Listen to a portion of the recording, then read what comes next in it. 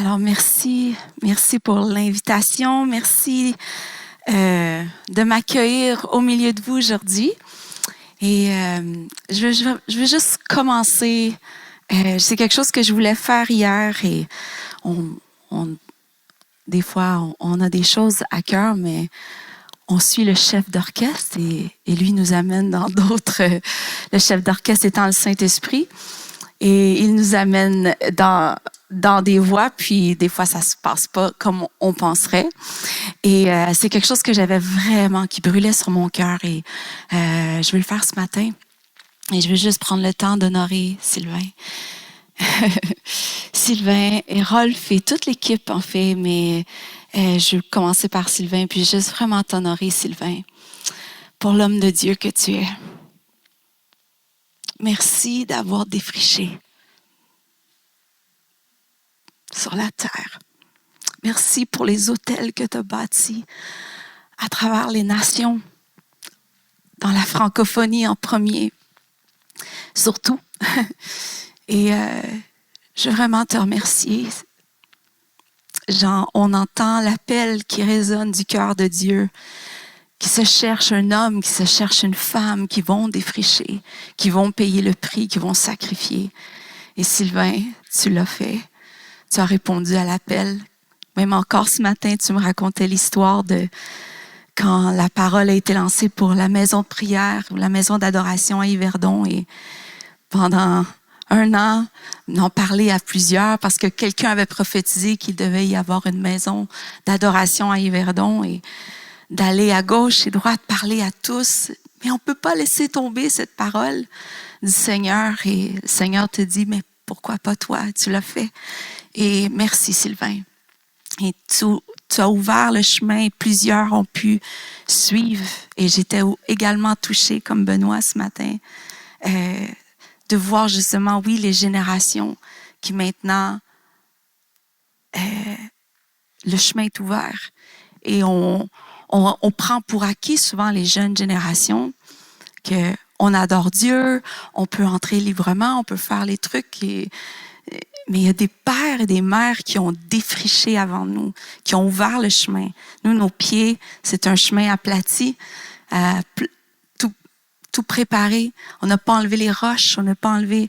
Bon, c'est sûr qu'on fait face, nous aussi, dans l'heure dans laquelle on se retrouve.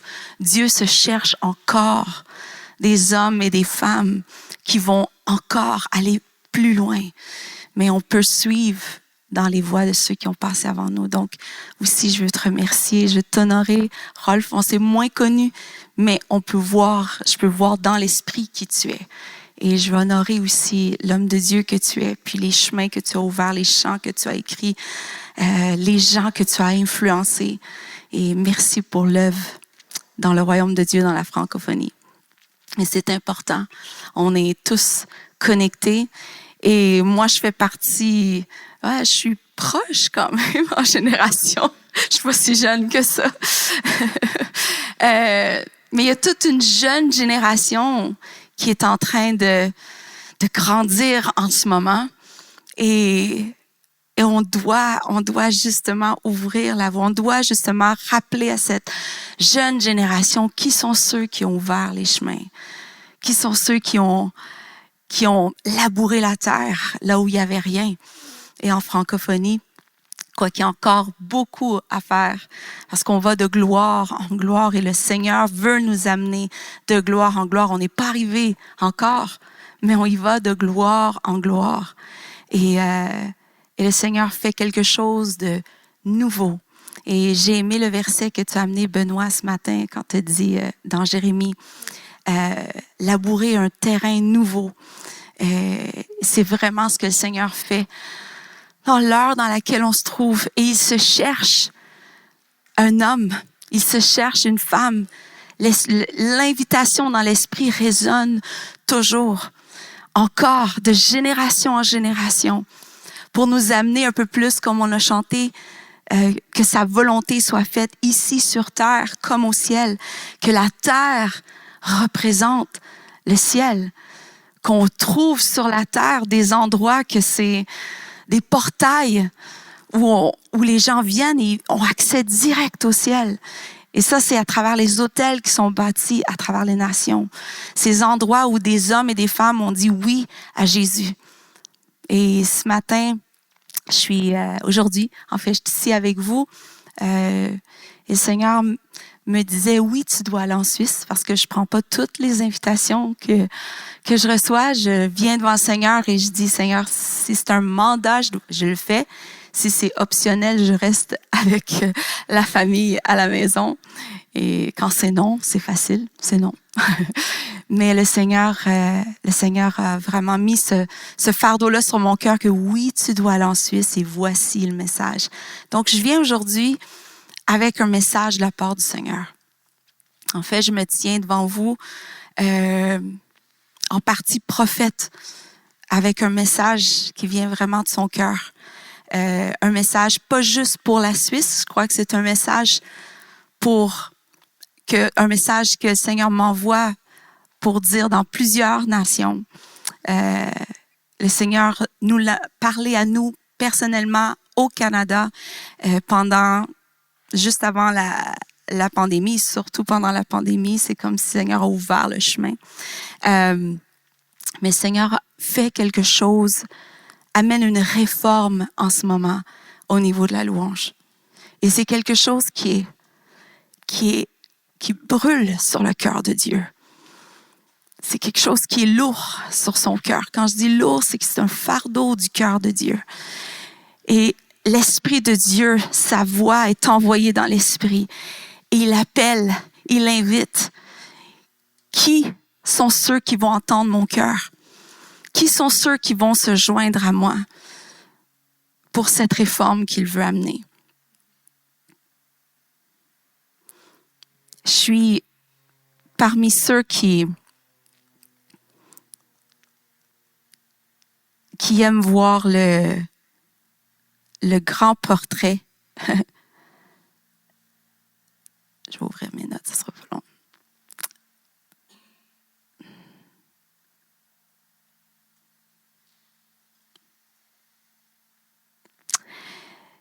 J'aime voir, j'aime comprendre le pourquoi, du pourquoi, du pourquoi, du pourquoi. Je suis pas quelqu'un qui aime faire les choses juste parce qu'on m'a dit que c'est comme ça qu'on les faisait. Et souvent, dans mes temps avec le Seigneur, je plonge et je dis, mais pourquoi, Seigneur? Pourquoi? Et j'aime voir le grand portrait de ce que Dieu fait pour comprendre après notre position et notre place dans la grande image de ce que Dieu fait. Et c'est de ça que je vais vous parler aujourd'hui. Vous savez, quand on construit quelque chose, si on va construire un édifice, en fait, quand je préparais mes notes, je pensais à la maman de David, Carole, une femme de vision, une femme qui a élevé toute une communauté qui a un cœur pour la communauté. Et avec Carole, on a mis sur pied justement cette banque alimentaire qui est beaucoup plus qu'une banque alimentaire, mais qui est un phare au milieu de la ville qui brille, des milliers de familles qui viennent, des immigrants, toutes sortes de personnes qui viennent chercher de la nourriture. Et quand j'écrivais mes notes, je pensais vraiment à Carole. Derrière, quand on construit quelque chose, il y a un plan directionnel. On ne fait pas juste construire, on a envie de faire quelque chose, puis on y va comme à tâtons. Mais derrière tout édifice ou une maison, ça prend un plan directionnel. Et derrière le plan directionnel, il y a une vision. Carole, avec les architectes qui ont fait un plan pour cet grand entrepôt qu'ils ont construit. Mais derrière ce plan, il y a une vision. C'est une vision qui pousse le plan directionnel. Et derrière la vision, il y a un désir, il y a un rêve. Ça commence par un rêve. Donc, quand on fait le pourquoi du plan directionnel, du pourquoi, c'est la vision. Et derrière la vision, c'est qu'il y a un désir, il y a un rêve qui naît dans le cœur de quelqu'un. Et derrière ce rêve, il y a un visionnaire ou une visionnaire, il y a un concepteur, il y a un créateur.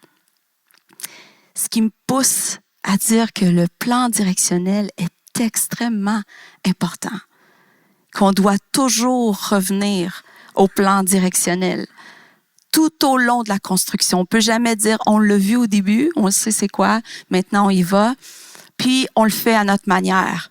Non, on doit rester et revenir sur le plan directionnel et regarder selon le plan du Créateur, la personne qui a conçu le plan. Qu'est-ce que lui bâtit? Qu'est-ce que Dieu bâtit sur la terre? Et il a été très précis. Si vous avez lu la Bible d'un couvert à l'autre, c'est très précis. Dieu nous dit pas, oh, faites-le à votre manière. Je vois vos cœurs, j'aime vos cœurs, c'est beau, je connais votre cœur. Non, oui, il connaît notre cœur, oui, il aime ce que ses enfants font, mais il y a un plan directionnel, il y a une façon de faire dictée par Dieu. Quand ils ont fait le temple, quand ils ont fait la tente, le tabernacle, il y avait des précisions, ça devait être selon le plan, le schéma céleste. C'était pas juste Moïse, fais-le avec les matériaux que vous avez. Non. Il y avait vraiment un plan directionnel. Donc, il faut revenir à la source, comprendre le pourquoi, revenir au tout début. Et j'aime. Je me rappelle, je reviens continuellement à cela. Pourquoi Jésus est venu? Pourquoi Dieu voulait réconcilier l'humanité avec lui? Pourquoi se poser ces questions-là? Pas juste, ben oui, on le sait ça. Mais juste revenir à cette source-là. Ça va aboutir où?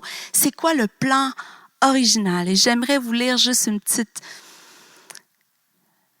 texte ici que je ramène continuellement avec mes équipes, avec les équipes de louange, ou peu importe si je me retrouve dans une nation avec des équipes de louange où je dois mentoriser, vous dites ça ici? Mentorer. Ça se peut qu'il y ait des termes qui sont québécois ou en anglais francisé. Mais avec les équipes où je me retrouve dans les nations, je nous ramène continuellement. L'Esprit de Dieu dit, reviens toujours au début.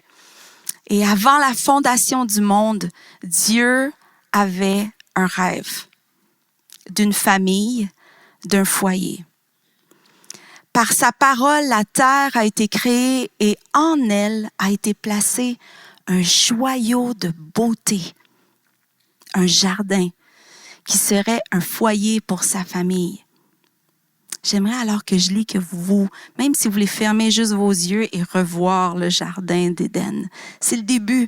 Avant la chute, avant toutes ces choses, c'était quoi le plan de Dieu au tout début? Et c'est encore son plan. C'est encore son rêve. C'est encore son désir.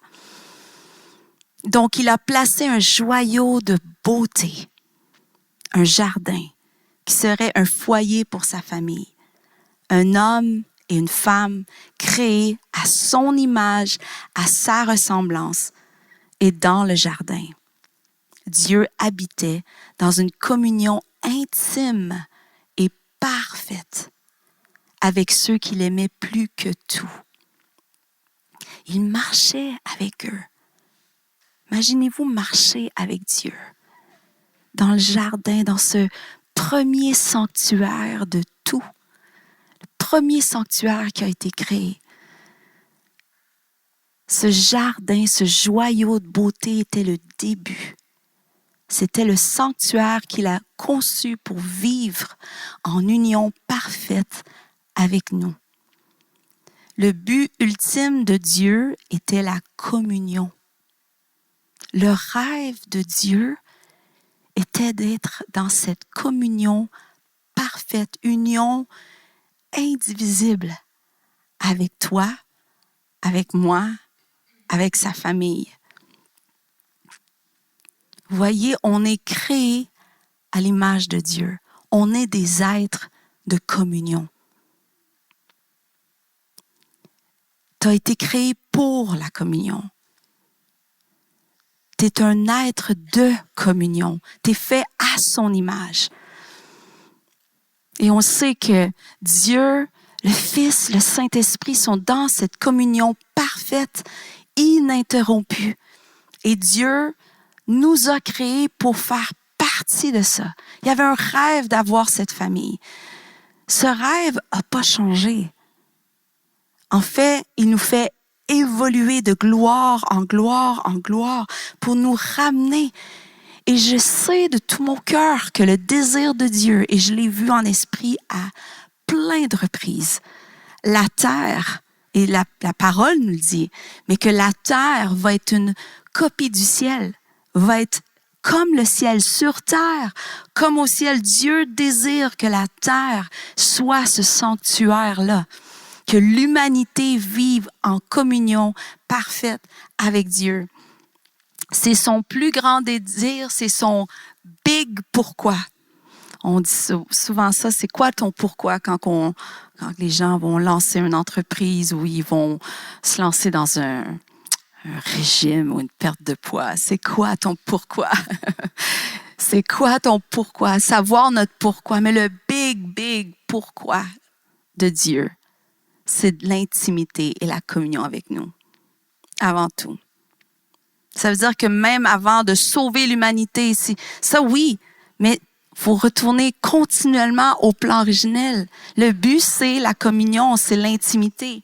C'est le but ultime d'être un avec sa famille. C'est le pourquoi de tout. C'est le pourquoi Jésus est venu. Jésus est venu pour ça, pour restaurer ça. Restaurer la communion, nous donner cette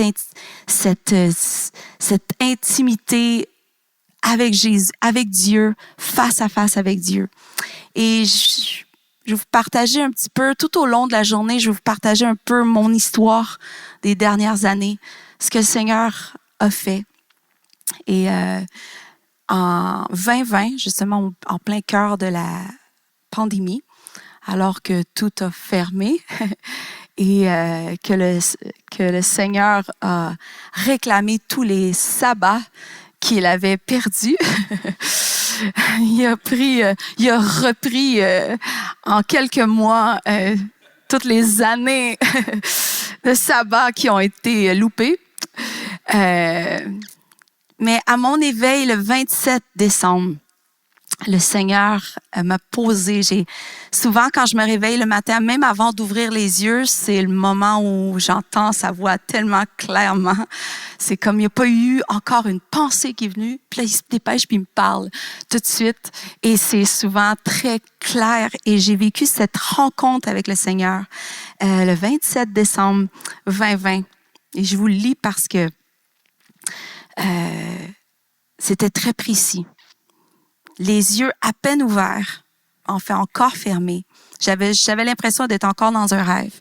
Et j'ai entendu la voix claire du Seigneur qui me disait, « Tabitha, si la seule chose que je désirais et que je demanderais de toi pour le reste de ta vie ici sur la terre, si ce n'était que de m'adorer chaque jour, toi, pour moi, seul, rien d'autre. Si à partir d'aujourd'hui, tout ce que je veux de toi, toutes mes attentes, j'en ai juste une, et c'est que tu m'adores à tous les jours. Je veux te prendre juste pour moi. Si la seule chose que je désire, si je te prenais complètement et entièrement pour moi seul et mon adoration, serais-tu correct avec ça en québécois? Serais-tu OK avec cela? Est-ce que ça serait assez pour toi? Et vous savez, quand c'est la voix du Seigneur, c'est pourquoi qu'il me demande ça? Il me semble que oui, il sait que c'est lui le centre de tout dans ma vie. Mais s'il me le demande, c'est qu'il veut me révéler quelque chose ou il y a quelque chose que je lui donne pas. Donc, j'ai pas répondu rapidement. J'ai continué juste à écouter. J'étais tellement imprégnée de sa personne. Il était tellement prêt. Il me parlait, sa voix était claire. Il a continué puis il dit, si je te libérais que pour ce but précis, et rien d'autre. Serais-tu satisfait d'être seul avec moi et de répandre ton amour, ton adoration comme un parfum devant moi? Même si c'était juste toi seul, je me suis vue, il me parlait puis je me voyais seule dans ma chambre pour le restant de mes jours sur la terre. C'est vraiment comme ça qu'il me dit, tu sais, si tu étais seule dans ta chambre, puis c'est parce que moi je désire ça, es-tu correct avec ça? Est-ce que c'est assez pour toi? Même si tu étais caché aux yeux de tous, puis les gens diraient « Où est rendu où Tabitha? » Et dans sa chambre pour le restant de ses jours avec Jésus, puis que ça, c'est assez pour elle et c'est ce que Jésus a demandé d'elle. Si je te disais que je désire mettre cette sainte limitation sur ta vie, serais-tu OK avec ça? Et cette phrase est venue à être gravée dans mon esprit. Si je voulais mettre cette sainte limitation-là sur ta vie, et je savais que c'était sérieux ce qu'il me demandait. Il est irrésistible. Il te demande quelque chose, puis tu fonds. Tu veux lui donner. Mais je savais que je devais prendre mon temps. Je voulais pas juste dire « Oui, Seigneur, tu sais, tu as mon cœur. je te donne tout ce que tu vas me demander. » J'ai déjà fait ça devant le Seigneur. Et oui, j'ai donné tout. Et oui, il m'a demandé des trucs des fois, puis c'était très difficile comme devenir pasteur. C'était quelque chose que j'avais toujours dit. Oh non, non, non, non. Mon père est pasteur, je suis fille de pasteur. Je suis appelée aux nations. Je vais prendre l'avion et aller vers les nations. Mais quand Seigneur Jésus m'a demandé, est-ce que tu prendrais l'église de ton papa? Si c'est ça que je veux pour toi, est-ce que tu es OK avec ça? Et je lui ai dit oui. J'ai pleuré, j'ai livré ma vie devant lui et j'ai dit, oui Seigneur, si tu me demandes, quand c'est lui qui nous le demande, il est irrésistible. Tu me demanderais de laver les salles de bain tous les jours de ma vie. Oui, mais quand il m'a posé ça, je savais qu'il faisait comme il amenait une réforme. Il y avait quelque chose, puis dans nos cœurs, quand il nous pose des trucs comme des questions ou il nous amène dans des moments comme ça, on se dit, pourquoi? Qu'est-ce qu'il va faire avec moi? Tu sais, on a des fois la maladie des grandeurs, qu'on voit les grandes choses, puis le grand sacrifice qui va amener la grande percée. Mais là, je savais que c'était pas ça. Je savais que le Seigneur me disait, il était sérieux. Si tout ce que je veux de toi, c'est ça, es-tu correct avec ça? Et là, tu as les pensées qui te viennent. Mais qui va aller? Non, mais les âmes, c'est important. La guérison des gens, c'est important. Non. Puis je suis pasteur, fait que c'est sûr. Mais les brebis, qui va s'occuper des brebis? Tu sais, on a toutes les pensées qui viennent. Mais la présence du Seigneur était tellement présente que je savais, c'est lui qui est le berger, en fait.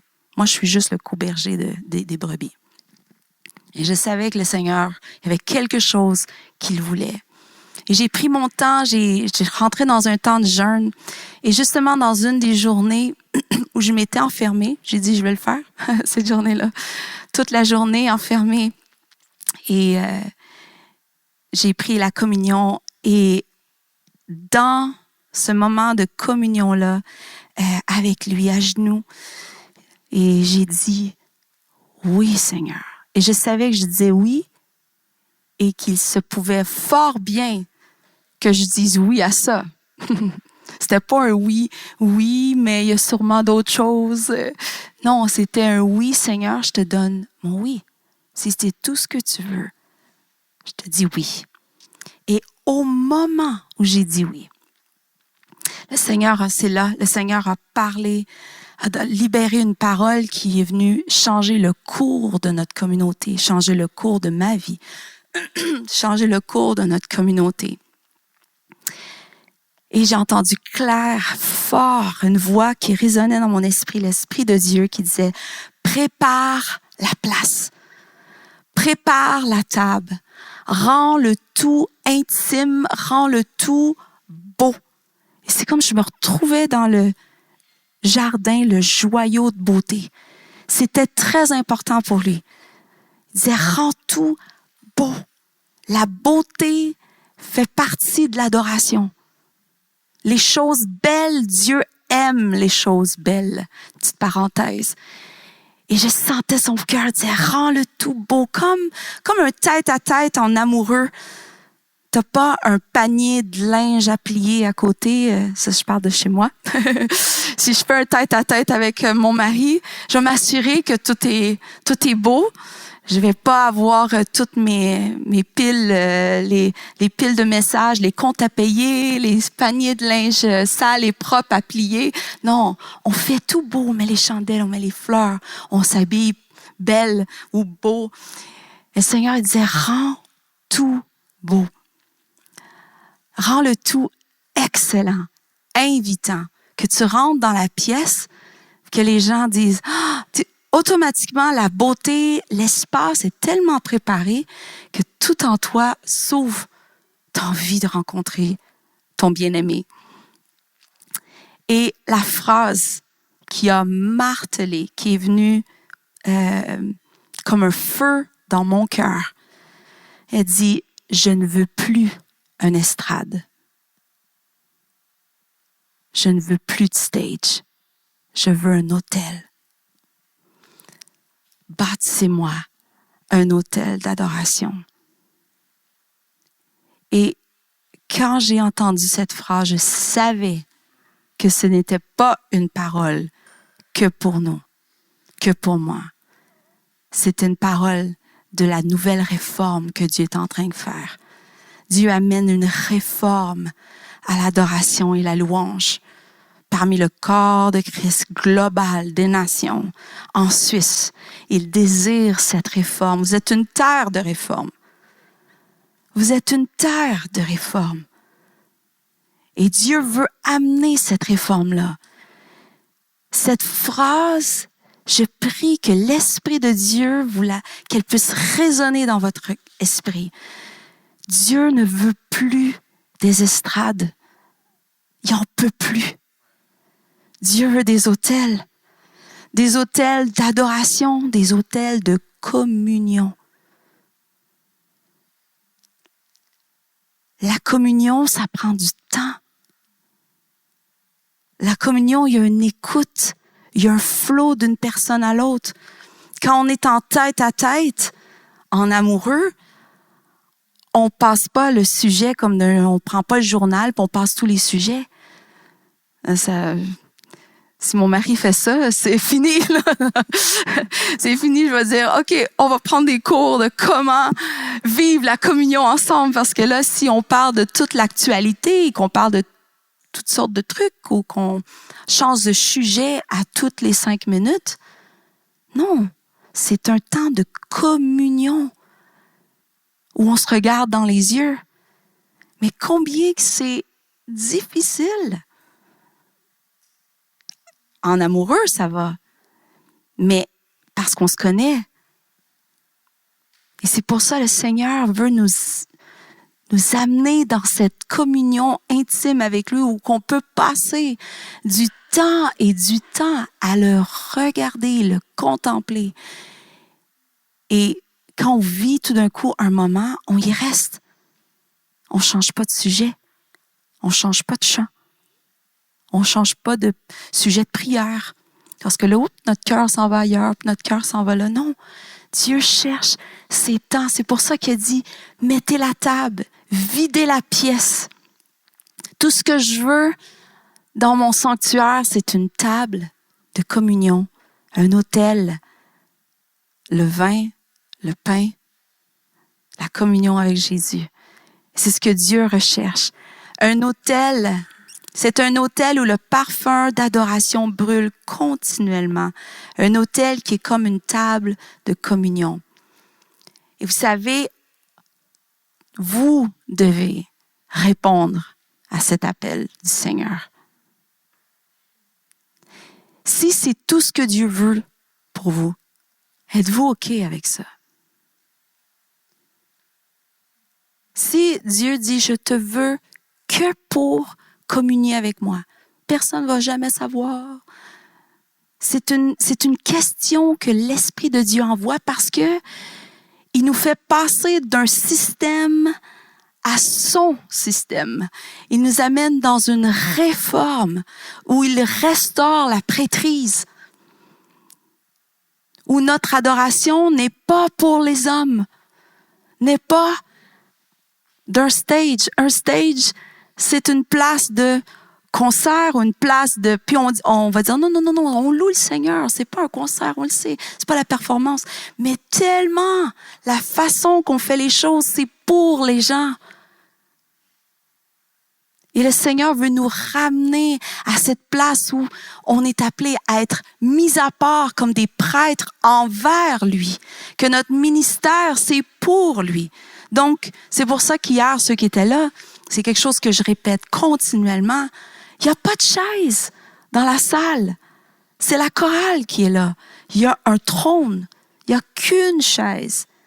Quand on fait l'adoration ou qu'on fait la louange, il y a juste une chaise et c'est un trône. Et le challenge, c'est de prendre nos équipes, et je vous parle d'expérience parce que j'ai dû faire ça avec nos équipes. Quand Dieu parlait ça, c'était une réforme intérieure profonde de dire, on passe d'être une équipe d'adoration, une équipe de louange comme on a l'habitude, et maintenant on va passer à être des prêtres qui font le ministère envers le cœur de Jésus, pour lui, et non pour les gens. Ah, ça choquait au début. Oui, mais les gens sont là, il faut les conduire. Toutes sortes de... Ça tiraillait. Et c'est vrai que les gens sont là. C'est pour ça qu'un prêtre fait le ministère envers Dieu et amène les gens à ça. Nous, on a fait le contraire. On plaît aux gens. On s'assure que ce soit une louange qui les fait chanter. C'est le but, c'est qu'ils chantent, qu'ils louent. Mais le but, c'est de les connecter en communion avec Jésus, qu'ils le voient comme ils l'ont jamais vu. Et pour ça, nous, on doit revenir à notre premier ministère. Si nous, dans notre vie, c'est pas ça, on peut pas conduire les gens à une communion avec Jésus.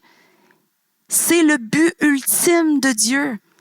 En tant que responsable louange, en tant qu'adorateur, en tant que pasteur, en tant que fils et filles, en tant que prêtre, c'est ce pourquoi on a été sauvés. C'est pour donner à Dieu ce qu'il désire et donner à Jésus ce pourquoi il a payé le prix. C'est pour ça que Jésus est venu, pour restaurer des prêtres et des rois au service de son Dieu. C'est pour ça qu'au commencement, il a créé un sanctuaire, un joyau, un jardin. Et Jésus a tout payé pour ça, pour restaurer ce rêve de Dieu. On lit dans Apocalypse. Il faut bien que je vous donne quelques versets.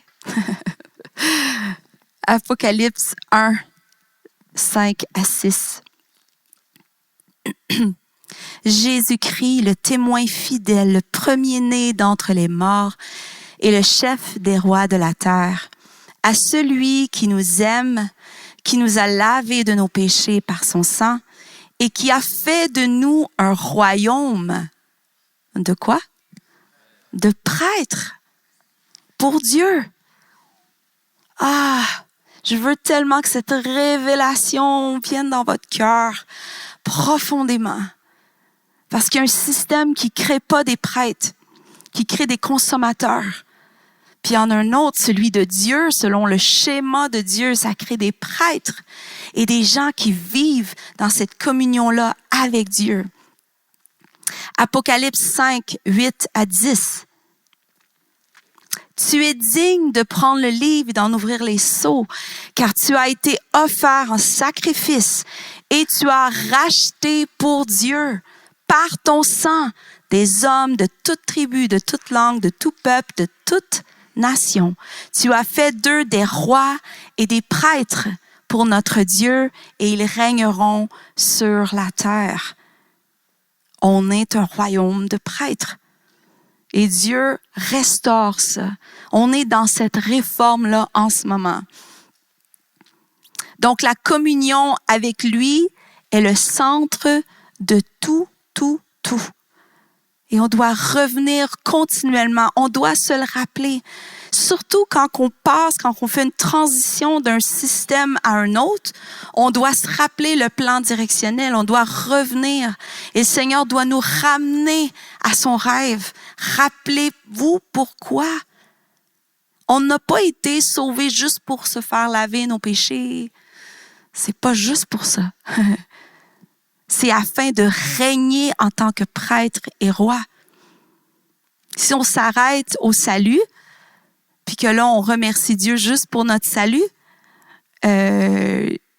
oui, mais c'est le pas numéro 1.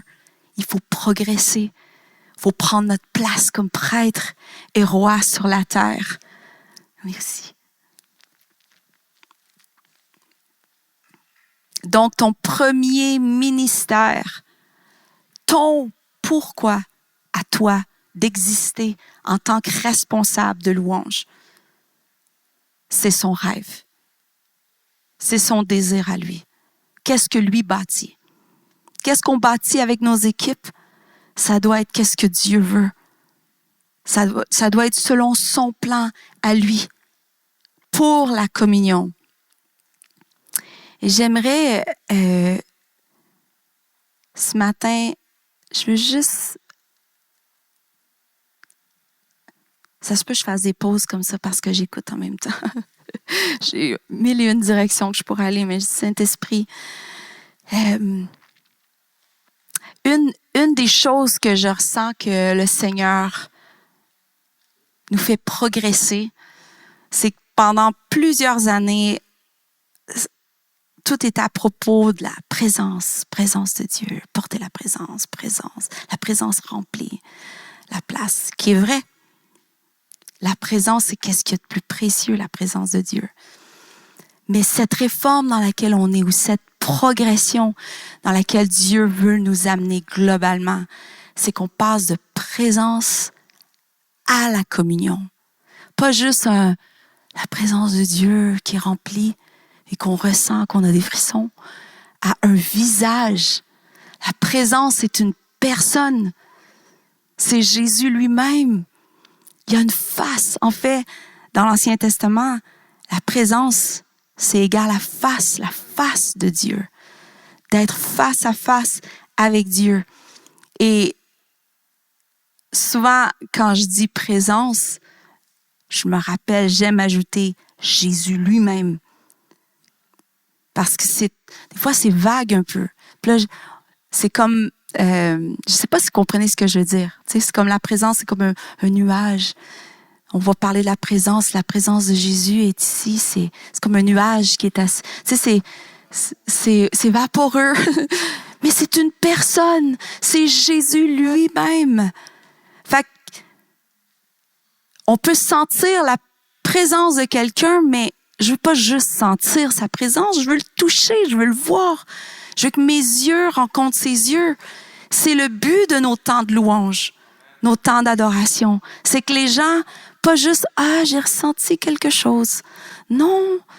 Est-ce que tu as vu Jésus? Est-ce que tu as rencontré Jésus? Est-ce que tu as été en communion avec lui?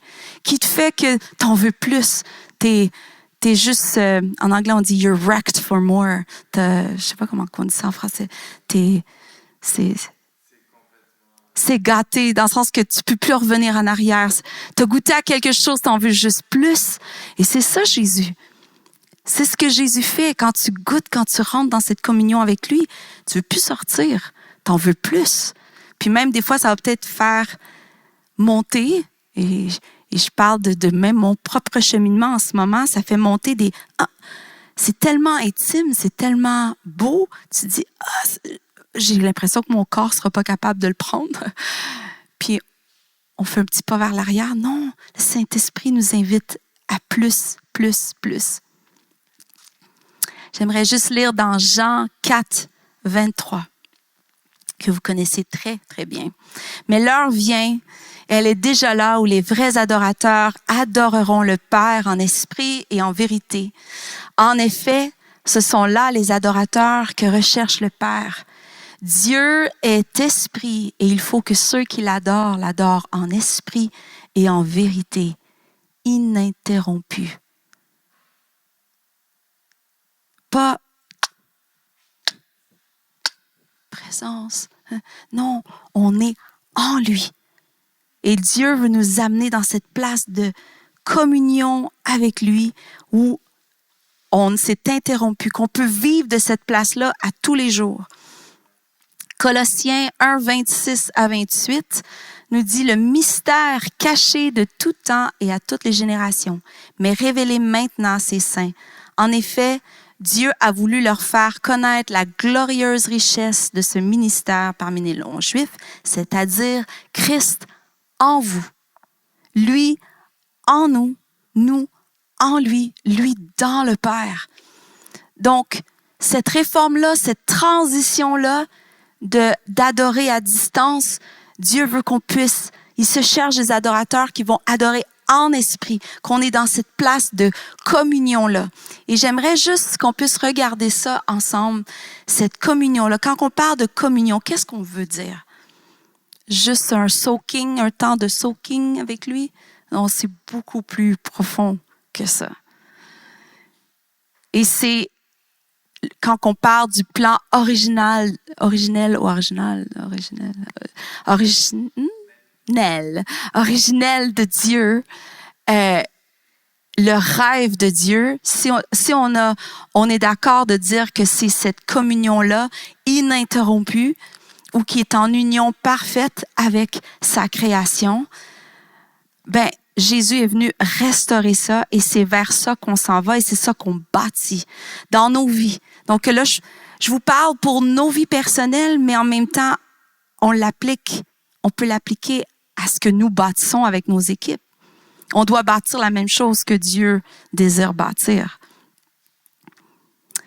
Le désir de Dieu est de rétablir la communion parfaite et ininterrompue avec nous par Jésus, sacrifice parfait, enlevant tout ce qui nous sépare de Dieu, nous réconciliant avec le Père. Jésus nous donne sa gloire afin qu'on soit un avec la Trinité. Et j'aimerais parler justement, j'aimerais qu'on puisse regarder à l'union, la communion qu'il existe entre Dieu, le Fils, Dieu le Père, Dieu le Fils et le Saint-Esprit. Il y a une communion ininterrompue. Et nous, on a été sauvés, rachetés par Jésus pour être prêtres, mais pour faire partie de ça. On rentre dans cette communion avec lui, avec eux, en fait. Et il y a un mot que j'ai découvert alors que je cherchais tout ça. Mais avant, je vais juste lire Jean 17, 21, 23, que vous connaissez aussi sûrement. Je te demande qu'ils soient tous un. Comme toi, Père, tu es en moi, et comme moi, je suis en toi, qu'ils soient un en nous. Pour que le monde croie que c'est toi qui m'as envoyé.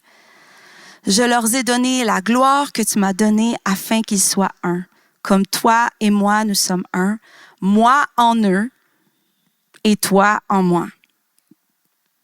J'aimerais ça que vous puissiez même dépasser les mots que vous entendez. Puis voyez, pour ceux qui sont visuels, voyez l'image. Mettez-vous cette image-là. Quand Jésus dit « moi en eux et toi en moi ». Qu'ils soient parfaitement un et qu'ainsi le monde puisse reconnaître que c'est toi qui m'as envoyé et que tu les aimes comme tu m'aimes. Voyez, quand on va vivre de cette, une petite parenthèse, mais quand on va vivre vraiment, on va comprendre et saisir cette communion-là, cette union-là qu'on est appelé à vivre et qu'on a reçu. Jésus, c'est tout payé, c'est pas quelque chose à atteindre, c'est quelque chose qu'on doit juste changer de système et entrer dans ce système-là de communion, d'entrer dans cette trinité-là, cette union-là que le Père, le Fils et le Saint-Esprit ont. Mais quand on va vivre et qu'on va avoir saisi cette révélation-là, et qu'on va vivre et qu'on va conduire d'autres en tant que prêtres à devenir prêtres et de vivre ça, mais le monde va voir. La création attend la révélation des fils et des filles, des prêtres, de ceux qui vivent dans cette communion-là. Pourquoi Jésus, quand il marchait, tout le monde disait, mais il était émerveillé, c'est parce qu'il vivait dans cette union-là avec Dieu. On est appelé à vivre cette même chose-là. On ne peut pas avoir de mélange de façon de faire de la terre quand que Dieu nous donne justement à tout payer, nous a donné le schéma, la façon de faire du ciel et qui nous invite de tout faire de cette place de communion-là. La gloire, quand Jésus dit « Je leur ai donné ma gloire afin qu'ils soient un », la gloire, c'est le ciment qui nous joint en union au Père, au Fils. On est invité à rejoindre la danse de la Trinité. Et pourquoi je dis danse, c'est à cause de ce petit mot que je disais tantôt que j'ai découvert. Et je vais le lire parce que je ne vais pas me tromper.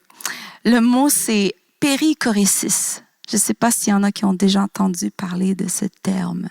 Ouais. Bon, c'est un mot, vient de deux mots grecs, péri qui veut dire autour et coréen qui veut dire, pas coréen comme les Coréens, là, mais coréine, on va le dire de même. Coréine qui veut dire faire de la place, qui peut se traduire rotation ou tourner autour ou tournoyer. C'est pas un terme qui est employé dans le Nouveau Testament grec, mais c'est plutôt un terme théologique utilisé pour mieux comprendre et décrire la Trinité. Il est utilisé dans 3 différents contextes.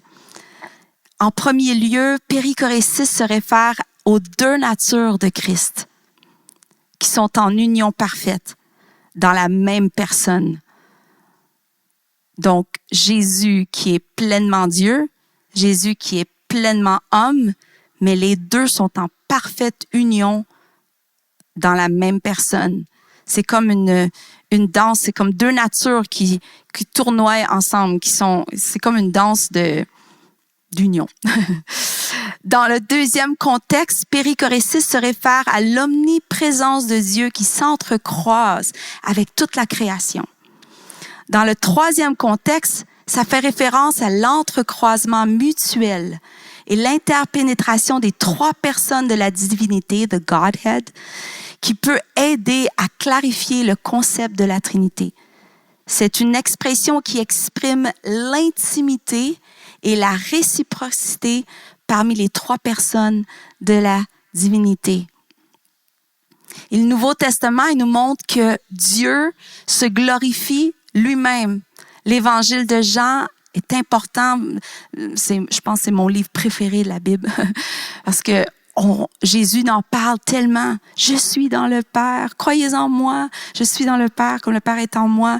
Et Jésus parle énormément justement de cette union parfaite-là qu'il y a avec Dieu.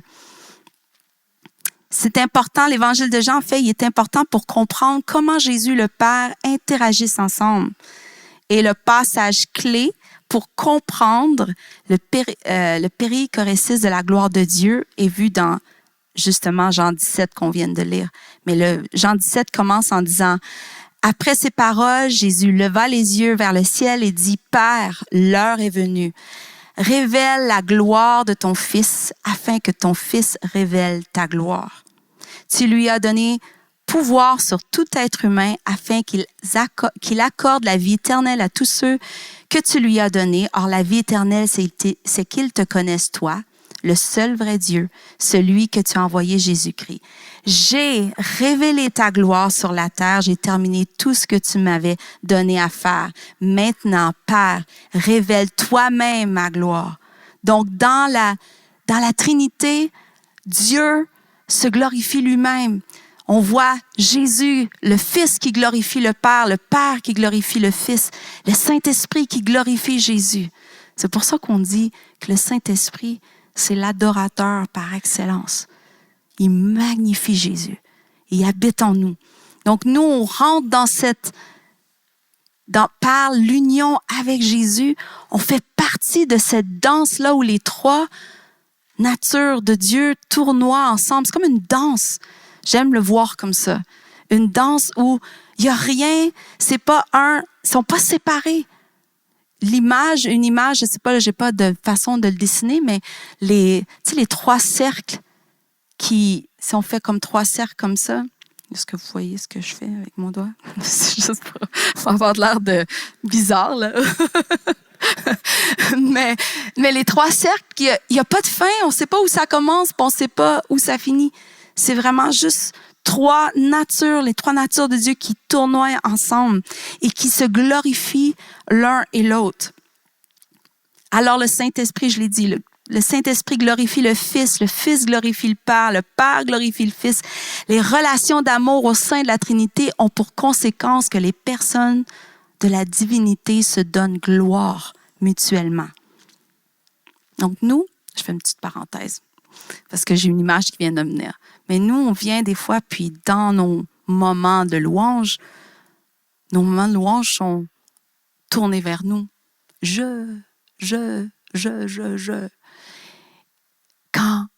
Si on veut entrer justement dans cette communion-là, on doit venir avec cette même attitude du Saint-Esprit, du Fils et du Père et se mettre à glorifier Jésus. Et moins à propos de nous. En fait, j'ai dit à nos équipes, c'est une parenthèse encore, j'ai dit à nos équipes, je veux qu'on élimine le plus possible les chants qui parlent de nous. Je veux qu'on parle de Jésus. Je veux qu'on glorifie Jésus. Je veux que, alors qu'on l'adore, qu'on le loue, les gens puissent voir Jésus. Qu'il soit tellement magnifié dans la place qu'un inconverti rentre puis il voit Jésus. C'est pour ça qu'on existe. Pas pour « oh, moi. » Il y a des moments pour ça. Il y a des moments où, je ne suis pas en train de dire de jamais faire des chants où on doit des fois juste revenir à « je te donne mon cœur » ou des chants de consécration. Mais quand on vient puis qu'on conduit un peuple dans la louange, on va être des prêtres. Des prêtres qui font pas... En fait, si on est vraiment pleinement dans notre prêtrise, dans notre place, c'est qu'on donne gloire à Dieu.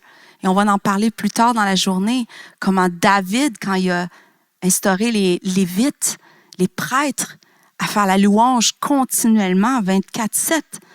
C'était pas... Il y avait des chants, il y avait des places où ils arrivaient avec leur fardeau, mais c'était continuellement pour se rappeler Dieu, pour magnifier Dieu. Et c'est pourquoi, mais c'est là la place de communion. Si on rentre dans cette place de communion-là, qu'on transitionne et qu'on réforme vers bâtir ce que Dieu veut qu'on puisse bâtir, ce que Dieu veut, mais il veut cette union-là parfaite avec nous. Je vais juste lire quelques autres définitions de périchorésis parce que moi, ça me fascine. Et ça m'aide à voir et à comprendre ma place, notre place dans l'union avec Jésus. En fait, périchorésis, c'est la communion des 3 personnes parfaitement embrasées dans l'amour et l'harmonie, exprimant une intimité que personne ne peut comprendre humainement. Le Père envoie le Fils dans Jean 3,16. L'Esprit est venu du Père et a envoyé le Fils, Jean 15,26, sont d'autres exemples de périchorésis. Il n'y a rien qui sépare les personnes de la Trinité, ni rien qui interrompe l'échange mystérieux de périchorésis. Il peut être imaginé comme justement les 3 cercles, un diagramme avec les 3 cercles qui s'entrecroisent et dont le centre et dont chaque cercle s'entrecroise les uns les autres parfaitement, multidimensionnellement, alors qu'ils tournent autour d'un centre commun. Et ce centre commun-là, si on voit les 3 cercles, moi j'aime ça me rappeler ça, le centre au milieu, ça tourne autour de l'amour. Dieu est amour. Et c'est pour ça que quand on entre justement dans cette communion-là, on entre dans cette place d'amour parfait. Et c'est pour ça que quand il y a de l'amour justement dans nos équipes ensemble, pourquoi l'amour, aimez-vous les uns les autres et tout ça, tous les versets, il y en a tellement que Jésus nous a commandé de nous aimer, c'est parce que c'est le centre. On est appelé à vivre dans cette communion-là. Est-ce que vous me suivez? Oui? Vous êtes avec moi? Juste pour être sûr, parce que des fois, je veux dire, je pars dans des images, je veux juste être sûr que ça rentre, mais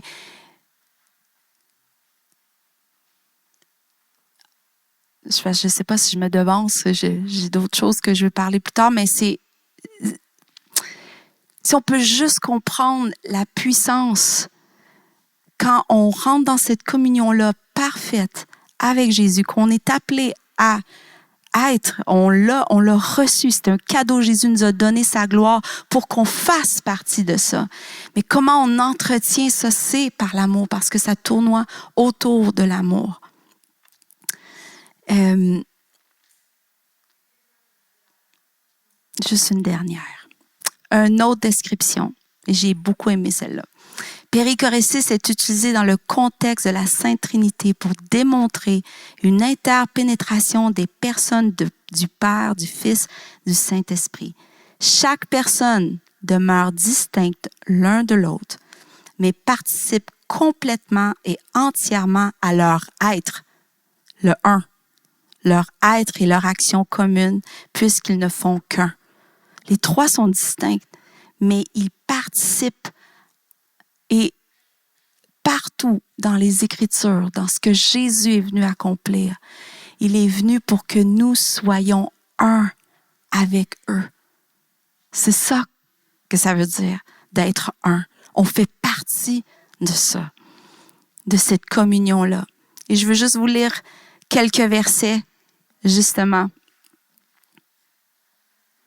pour vous montrer ça. Jean 13, 3. Jésus, qui savait que le Père avait remis toutes choses entre ses mains, qu'il était venu de Dieu et qu'il s'en allait à Dieu. Jean 14, 11. Croyez en moi, je suis dans le Père et le Père est en moi. Croyez du moins à cause de ses œuvres. Jean 15, 26. Quand sera venu le Consolateur que je vous enverrai de la part du Père, l'Esprit de vérité qui vient du Père, il rendra témoignage de moi. Concernant le Christ, Jean 8, 42, Jésus leur dit, « Si Dieu était votre Père, vous m'aimeriez, car c'est de Dieu que je suis sorti et que je viens. Je ne suis pas venu de moi-même, mais c'est lui qui m'a envoyé. » Jean 16, 14, « Il me glorifiera parce qu'il prendra ce qui est à moi et vous l'annoncera. » Jean 16, 28, « Je suis sorti du Père, de cette place-là, du périchorésis. Je suis sorti du Père et je suis venu dans le monde. Maintenant, je quitte le monde et je vais au Père. » Jean 17, 8, « Car je leur ai donné les paroles que tu m'as données, et ils les ont reçues, et ils ont vraiment connu que je suis sorti de toi. Ils ont cru que tu m'as envoyé. » Encore Jean 17, 21, « Afin que tous soient un. Comme toi, Père, tu es en moi, comme je suis en toi, afin qu'eux aussi soient un en nous, pour que le monde croie que tu m'as envoyé. » Vous voyez, souvent on a pris ces versets-là pour parler d'unité. Mais c'est bien plus que l'unité comme on l'a connue, comme on a voulu le vivre. Quand on pense tous pareil, on s'aime les uns les autres. C'est beaucoup plus. On est invité à faire part de la nature divine et d'être un avec Jésus. Pourquoi tout ça, c'est important? C'est que tout ce qui découle de cet endroit-là porte la vie. Et notre louange, nos équipes, Dieu nous ramène à ça. La louange doit justement pointer les gens, les amener à cette communion-là avec Dieu.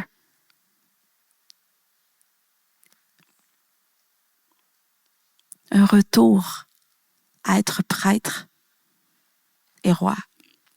Un retour à être dans la communion, l'intimité.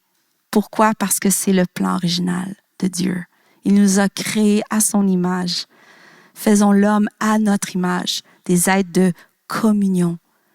Le péché est venu détruire ça. Jésus est venu racheter tout ça pour redonner à Dieu ce qu'il voulait. Et maintenant, en tant que prêtre et roi, vivant de cette position dans la Trinité avec Dieu, avec le Fils, avec le Saint-Esprit, dans cette union parfaite en Jésus, on est appelé à transformer la terre, à amener ça sur terre. Amen.